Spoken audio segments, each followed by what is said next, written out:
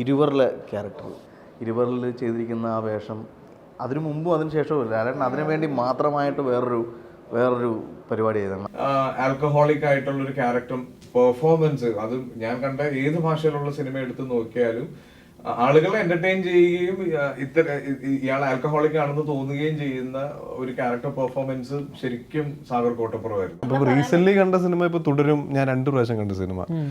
അതില് ഇപ്പം 2ാമത്തെ പ്രാവശ്യം കാണുന്ന സമയത്തും ആ ഒരു പോലീസ് സ്റ്റേഷനിൽ ചാടുന്ന സീക്വൻസ് ഇല്ലേ, അതൊരു 10-15 പ്രാവശ്യം കണ്ടാലും നമുക്ക് ബോറടിക്കില്ല. വാസ്തുഹാര എന്ന് പറയുന്ന സിനിമയിൽ വേണു എന്നുള്ള കഥാപാത്രം, അത് എനിക്ക് തോന്നുന്നു അത് അർഹിക്കുന്നത്രയ്ക്കും സംസാരിക്കപ്പെട്ടിട്ടുണ്ടോ എന്ന് എനിക്ക് സംശയമുള്ള ഒരു കഥാപാത്രമാണ്. ഒരു കഥകളി നടൻ്റെ മാനസിക സംഘർഷങ്ങൾ മറ്റേ അഭിനയിച്ച് ഫലിപ്പിക്കുകയൊക്കെ ചെയ്യുന്ന ഒരു അത്ഭുത കാഴ്ചയാണ് വാനപ്രസ്ഥം. വെള്ളാനകളുടെ നാട് എനിക്ക് ഭയങ്കര ഇഷ്ടമുള്ളൊരു ക്യാരക്ടറാണ്. CP അതൊക്കെ ഭയങ്കരമായിട്ട് സ്ട്രഗിൾ ചെയ്യുന്ന ഒരു ചെറുപ്പക്കാരനാണ് അതിൽ. അമൃതം ഗമയ എന്നുള്ള സിനിമയാണ്. അത് ഡോക്ടർ PK ഹരിദാസ് എന്നുള്ള ക്യാരക്ടറാണ്. എന്നെ ഭയങ്കരമായി വിസ്മയിപ്പിച്ചൊരു കഥാപാത്രമാണ്.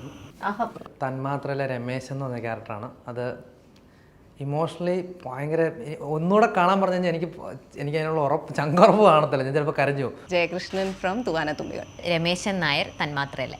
തോമസ് ചാക്കോ ആടുതോമ. അപ്പുകുട്ട തൊപ്പിക്കാര ചന്ദ്രലേഖയിലെ അപ്പുകുട്ട. എൻ്റെ നരൻ ആൻഡ് ഉണ്ണി ഫ്രം മായമയൂരം.